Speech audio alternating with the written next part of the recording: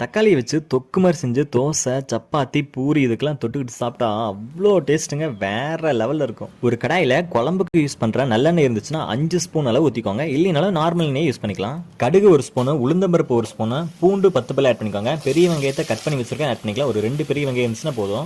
நல்லா வதக்கி விட்டுக்கோங்க.